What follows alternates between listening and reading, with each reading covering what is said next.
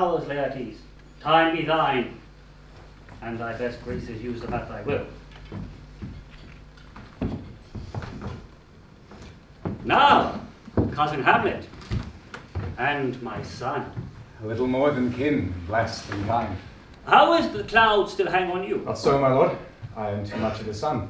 Good Hamlet, cast thy nighted colours off, and let thine eye look like a friend on Denmark. Do not forever with thy veiled lids seek for thy noble father in the dust. Thou knowest 'tis common. All that lives must die, passing to nature, to eternity. Aye, madam, it is common. And if it be, why seems it so particular with thee? Seems, madam. Nay, it is. I know not seems. 'Tis not alone my inky cloak, good mother, nor customary suits of solemn black, nor windy suspiration of forced breath, no, nor the fruitful river in the eye, nor the dejected haviour of the visage, together with all forms, moods, shapes of grief that can denote me truly. These indeed seem, for their actions that a man might play. I have that within which passeth show.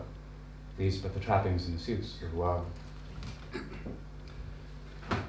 'Tis sweet and commendable in your nature, Hamlet, to give these morning duties to your father. But you must know your father lost a father. That father lost his.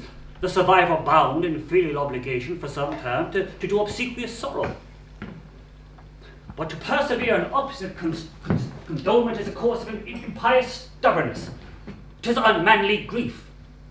It shows a will incorrect to heaven, a heart unfortified, a mind impatient, an understanding simple and unschooled. For what we know must be and is as common as any the most vulgar thing to sense. Why should we, in our peevish opposition, take it to heart? Why, 'tis a fault to heaven, a fault against the dead, a fault to nature, to reason most absurd, whose common theme is death of fathers, and who had cried from the first course till he that died today, this must be so. We pray you, throw to earth this unprevailing woe, and think of us as of a father. For let the world take note, you are the most immediate to our throne. With no less nobility of love that dearest father shows his son, do I impart toward you.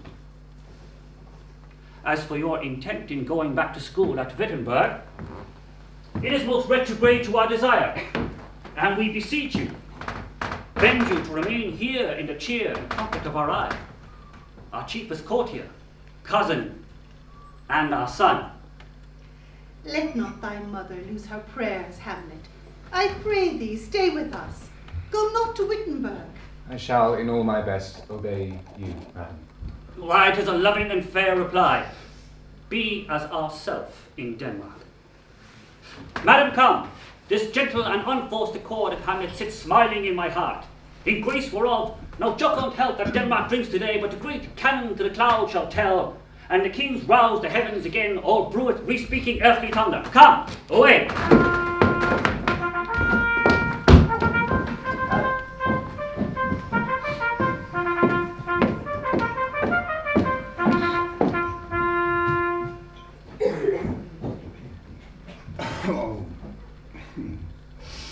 This too solid flesh would melt, thaw, and resolve itself into a dew.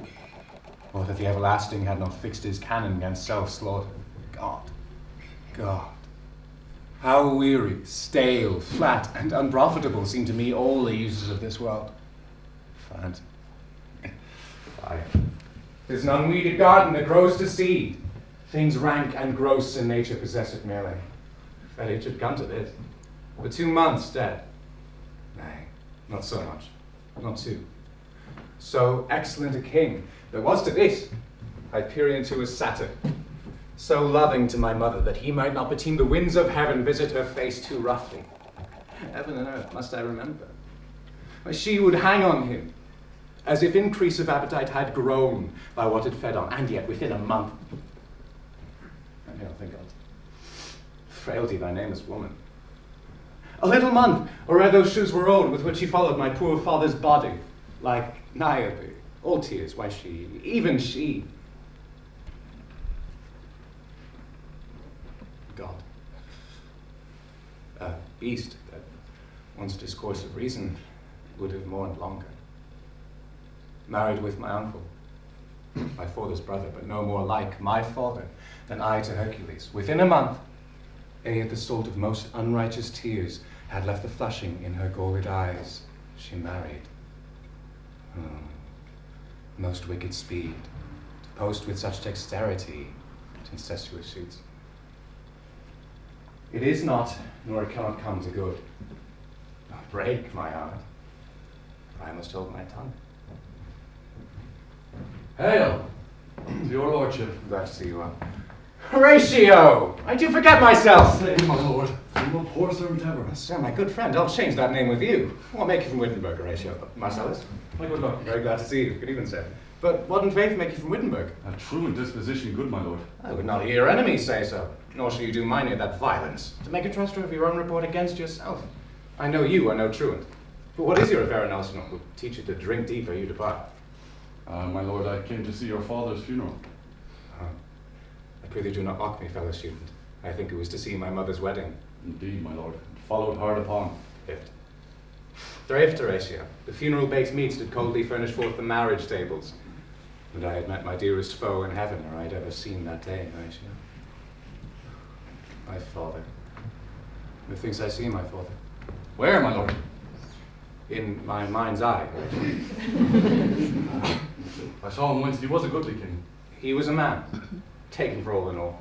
I shall not look upon his like again. My lord, I think I saw him yesternight. So do My lord, the king your father. King my father. I cease your admiration for a while, but listen with attent ear, till I may deliver upon the witness of this gentleman, this marvel to you. For God's love, let me hear. 2 nights had this gentleman, Marcellus, in the dead waste and middle of the night, been thus encountered a figure like your father, armed at point exactly Capapay, appears before him. Oh, its solemn march goes slow and stately by.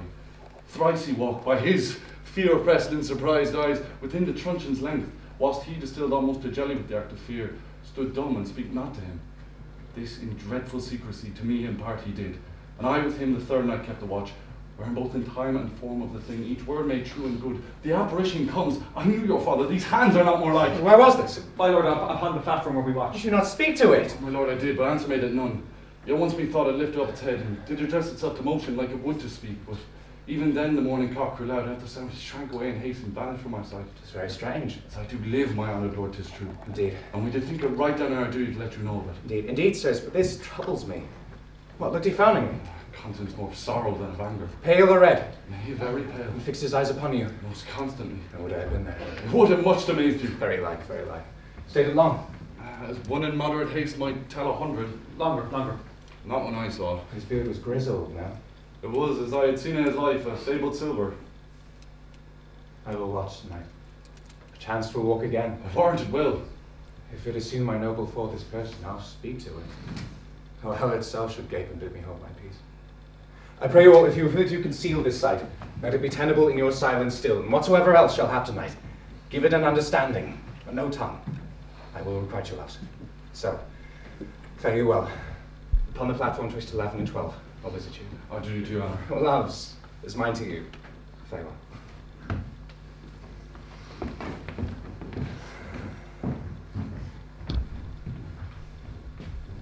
My father's spirit in arms. All is not well. I doubt some foul play. Would the night will come.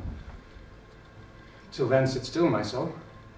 Foul deeds will rise, though all the earth o'erwhelm them, to men's eyes.